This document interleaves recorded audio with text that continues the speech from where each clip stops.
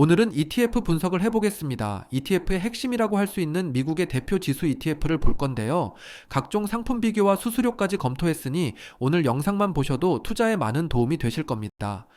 분석 재료는 S&P 500입니다. 말 그대로 미국에서 잘 나가는 기업 500개를 품고 있는 ETF인데요. 미국 상장된 ETF 중에서 가장 많은 자산 규모를 자랑하고 있습니다. 저도 좋아하는 종목인데요. 국내와 해외 투자하는 분들을 위해 양쪽으로 자세히 살펴보겠습니다. 우선 S&P 500의 차트를 보면 아름답게 우상향하고 있죠. 만약 1996년에 1억 원을 투자했다면 지금 약 7억 원 정도의 자산이 생기게 됩니다. 과거처럼 앞으로도 꾸준히 성장한다면 7배의 수익을 우리도 누릴 수 있게 되는 건데요. 미국이 지금처럼 움직인다면 미래는 곧 현실이 될 겁니다. 그렇다고 마냥 목돈을 한 번에 투자하면 안 되겠죠. 1994년부터 현재까지 연도별 수익률을 보겠습니다. 총 31년 중에 플러스 수익률이었던 해는 25년이고 마이너스 수익률이었던 해는 6년입니다. 즉 5년 정도 투자한다면 최악의 경우에는 마이너스가 될 수도 있게 됩니다. 대신 장기적인 관점으로 10년 넘게 투자한다면 마이너스가 되지 않겠죠. 실제로 1994년부터 언제든 10년 이상 투자했다면 마이너스가 되지 않습니다. 연평균 수익률이 10.1%로 안정적인 모습을 보이고 있는 S&P 500인데요. 매년 10%씩 수익이 발생한다면 복리 효과를 톡톡히 누릴 수 있게 됩니다. 그럼 본격적으로 S&P 500을 자세히 살펴보겠습니다. 섹터 구성을 살펴보면요. 11개 섹터 중에 가장 큰 비중을 차지하는 것은 기술, 금융, 헬스케어입니다. 3개 섹터를 합하면 56%로 절반이 넘으며 기술 섹터가 30%로 높은 비중을 차지하고 있습니다. 그만큼 빅테크 기업의 비중이 높다는 말이 되겠죠. 반대로 리츠, 유틸리티, 원자재의 비중은 각각 2%밖에 되지 않는데요. S&P 500과 함께 분산 투자를 하고 싶다면 비중 낮은 섹터를 추가로 매수하는 것도 방법이 됩니다. 11개 섹터의 대표 기업을 살펴보면요. 기술 섹터에는 얼마 전 애플을 제치고 미국 시총 1위가 된 마이크로소프트가 있고, 금융 섹터에는 JP모건이 있고, 헬스케어에는 비만 치료제로 인기가 많은 일라이릴리가 있습니다. 그 다음 기업들을 보면 아마존, 구글, G, 월마트, 아메리칸 타워, 넥스트엘 에너지, 린데가 있습니다. 모두 쟁쟁한 글로벌 기업들이죠. 이런 기업들을 모두 한 번에 투자할 수 있는 것이 S&P 500입니다. S&P 500에서 투자 비중이 높은 10개 기업을 살펴보겠습니다. 투자 비중이 높다는 것은 그만큼 시가총액이 상대적으로 높다는 건데요. 1위는 마이크로소프트 7.1%이고 2위는 애플 5.6%, 3위는 엔비디아 5.1%입니다.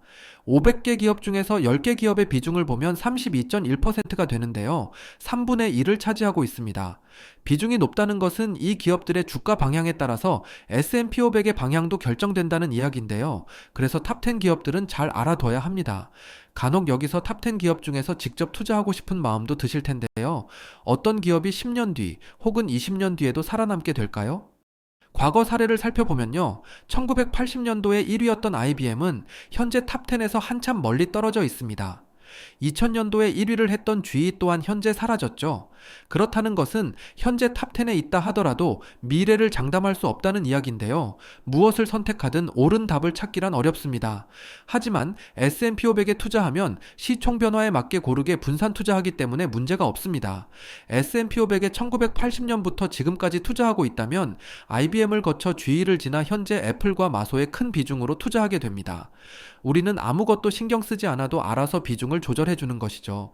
이것이 지수 추종 ETF에 투자하는 가장 큰 장점입니다. 게으르지만 완벽하게 미국 주식을 투자하는 방법입니다. 그럼 이제 실제로 투자할 수 있는 종목들을 살펴볼게요. 한국과 미국에 상장된 ETF를 나눠서 보겠습니다.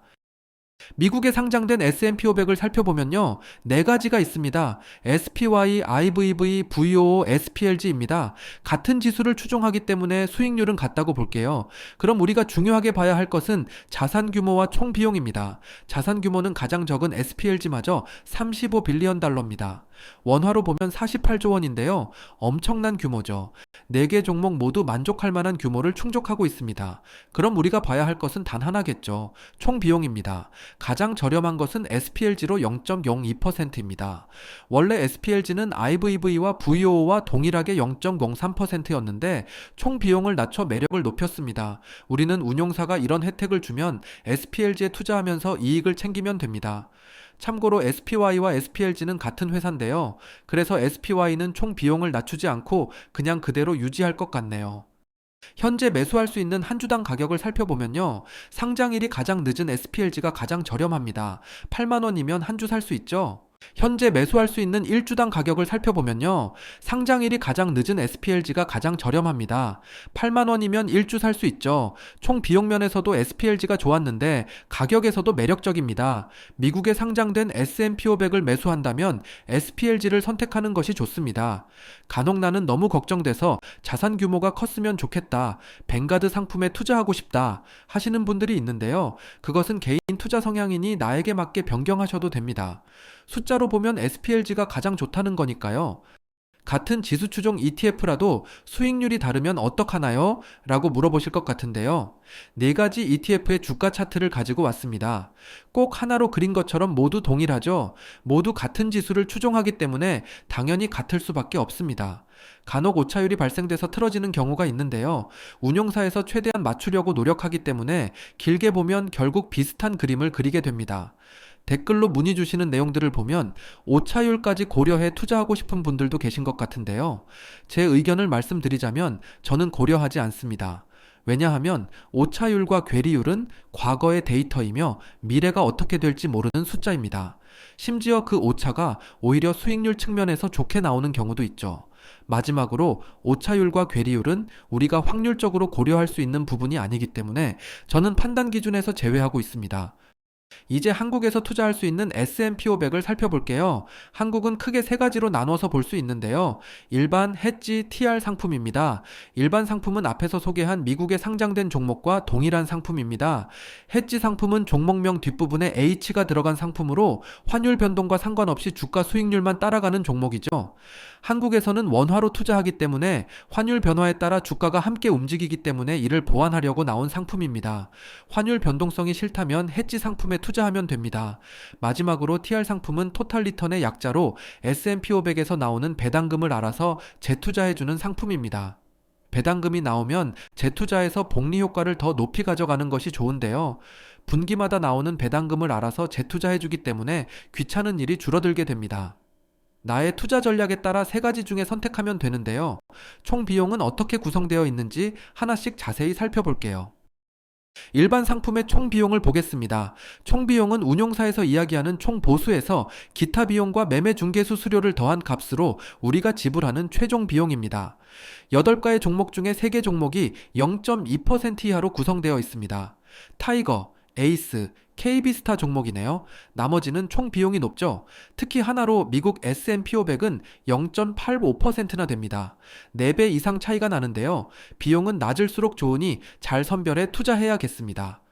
두 번째로 해지 상품의 총 비용을 보겠습니다. 환율까지 컨트롤해야 하기 때문에 총 비용이 다소 높게 나오고 있는데요. 가장 저렴한 친구는 코덱스로 0.2%입니다. 달러 자산이 아닌 원화 자산으로 S&P 500에 투자하고 싶은 분들은 해지 상품을 선택하시면 됩니다. 최근 1년 동안 일반 상품과 해지 상품의 수익률을 비교해 볼게요. 일반 상품은 34% 상승이 나왔는데 해지 상품은 23%에 그쳤습니다. 약 11% 차이가 발생됐는데요. 그만큼 달러가 많이 올랐다는 이야기가 되겠죠. 매달 변화하는 달러에 맞춰 그날의 주가가 반영되기 때문에 수익률이 매일 다르게 측정됩니다. 그것이 복리로 쌓이고 깍이기 때문에 환율이 한 방향으로 흘러가면 그 격차는 점점 벌어지게 됩니다. 앞으로 약달러가 예상된다면 해지 상품에 투자하는 것도 방법이 되지만 달러 자산을 모으고 싶은 분이라면 일반 상품을 선택하는 것도 좋습니다. 저는 달러 자산으로 모아가고 있습니다. 마지막 TR 상품을 보겠습니다. 온전한 TR 상품은 코덱스밖에 없는데요. 총 비용이 0.19%로 혜자스럽네요. 타이거 상품은 해지가 되면서 TR이기 때문에 환해지를 함께 원하시는 분들에게 필요한 상품입니다. 나의 투자 전략에 맞게 운용하시면 되는데요. 제 지인 중에는 환노출과 해지 상품 2개를 가지고 환율이 높을 때는 해지 상품에 투자하고 환율이 낮을 때는 노출 상품에 투자하는 방식을 취하고 있습니다. 환율 변화에 따라 다양한 전략을 세워볼 수 있으니 참고해주세요. 그럼 일반 상품과 TR 상품의 수익률 차이는 얼마나 날까요? 2021년 하반기부터 현재까지 수익률은 1.3% TR 상품이 더 높게 나오고 있습니다. 시간이 지날수록 그 차이는 점점 더 벌어지겠죠? 그런데 일반 상품에 투자한 사람이라도 직접 재투자했다면 비슷한 수익률을 가져갈 수 있습니다. 배당금을 경우에 따라 사용할지, 재투자할지 직접 고민해서 결정하고 싶다면 일반 상품을 투자하는 것이 좋습니다. TR 상품이 장기 투자에 좋다고 생각할 수 있는데요. 나중에 투자금을 사용해야 할 때 일반 상품은 배당금을 계좌에서 찾아 쓸 수 있지만 TR 상품은 종목을 매도해야 하는 번거로움이 발생합니다. 대신 10년, 20년 투자하는 동안 배당금 재투자에 대한 고민을 하지 않아도 되죠. 일장일단이 있네요. 추가로 최근 삼성자산운용에서 S&P 500과 나스닥 100의 총 보수를 가장 저렴하게 낮춘다고 광고를 하고 있는데요. 이것 또한 모든 비용이 집계되면 다시 한번 언급드려 보겠습니다. 매달 각종 ETF 총 비용을 비교해서 올려드리고 있으니 관심 있으신 분들은 구독해 놓으면 빠르게 받아볼 수 있습니다. 지금까지의 내용을 정리해 볼게요. 첫 번째로 달러 자산을 모으면서 총 비용이 저렴한 곳에 투자하고 싶다면 에이스와 KB스타 중에 고르면 됩니다. 두 번째로 환율 상관없이 수익률에 맞춰 투자하면서 총 비용이 저렴한 곳에 투자하고 싶다면 코덱스 해지 상품에 투자하면 됩니다. 마지막 세 번째로 달러 자산으로 모으면서 배당금까지 재투자해주는 종목에 투자하고 싶다면 코덱스 TR 상품을 선택하면 됩니다. 간단한 듯 하면서도 복잡해 보이죠. 심플한 것이 좋듯이 저는 달러 자산을 모으기 위해 일반 상품에 투자하고 있습니다. 국내 상장된 종목은 연금저축, IRP, ISA 계좌로 투자할 수 있기 때문에 세금 측면에서도 매력이 높은데요. 55세 이후까지 장기적인 관점으로 투자를 시작한다면 앞에 소개드린 미국 종목이 아닌 연금저축을 통한 국내 종목을 선택해 투자하시길 바랍니다. 10년 이상 투자하면 연금저축으로 혜택받는 것이 더욱 큰 세금 전략으로 돌아오게 됩니다. 잠깐, 혹시 엔화가 저렴해서 일본에 상장된 종목을 고민하고 계신 분들도 있을 수 있는데요. 일본에 상장된 미국 S&P 500은 이렇게 세 가지가 있습니다. 이 중에 거래량이 가장 높은 것은 2563이고 총 보수가 가장 저렴한 것은 2521입니다. 일본의 종목은 코드 번호로 되어 있으며 엔화로 투자하는 분들 참고해주세요. 오늘 분석은 여기까지고요. 앞으로 다양한 ETF를 소개드릴 예정입니다. 관심 있는 종목이 있다면 댓글로 알려주세요. 제가 찾아보고 분석해서 쉽게 알려드리겠습니다. 지금까지 ETF 연구소장 수페였습니다.